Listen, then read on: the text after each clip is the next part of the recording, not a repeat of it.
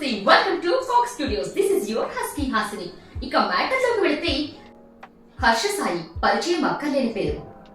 అవును నేను చేస్తా, పేదలకు డబ్బులు పంచడం వెనుక చేదు నిజం హర్ష సాయి ఒప్పుకున్నాడు.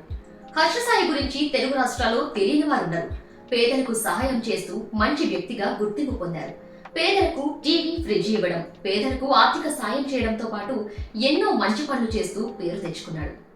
దీంతో హర్ష సాయికి ఫాలోవర్స్ సంఖ్య బాగా పెరిగింది. ఈ క్రేజ్ తోని సినిమా కూడా స్టార్ట్ చేశారు. అయితే హర్ష సాయికి అంత డబ్బు ఎక్కడి నుంచి వస్తుంది అనే ప్రశ్న చాలా రోజులుగా వినిపిస్తోంది. లక్షలాది రూపాయలను పేదలకు పంచడానికి ఆదాయ వనరు ఏమిటి? సోషల్ మీడియా నుంచి ఇంత డబ్బు వస్తుందా? ఇలాంటి ప్రశ్నలు సామాన్యులకు ఉన్నాయి. ఈ ప్రశ్నల నడుమ హర్ష సాయిపై కూడా కొన్ని ఆరోపణలు వచ్చాయి.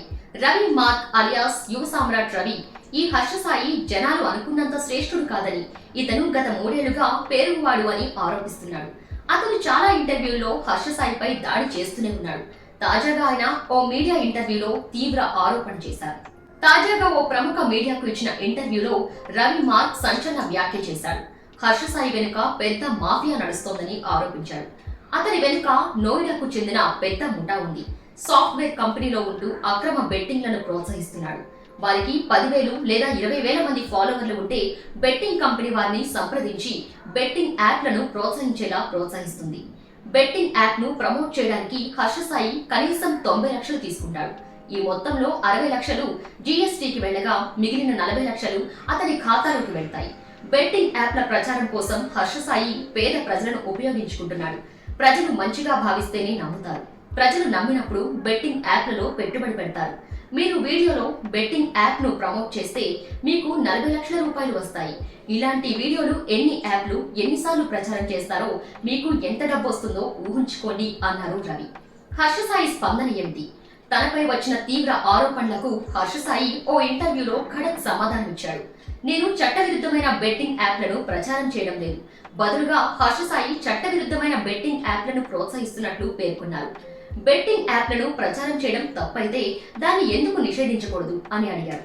టిక్ టాక్ యాప్ ను నిషేధించారు, ఎవరైనా ఉపయోగించగలరా?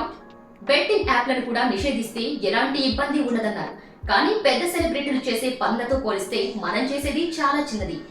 మనం బెట్టింగ్ యాప్లను ప్రమోట్ చేయకపోతే మనకు వచ్చే డబ్బు చిన్న సోషల్ మీడియా ఇన్ఫ్లుయెన్సర్లకు వెళ్తుంది.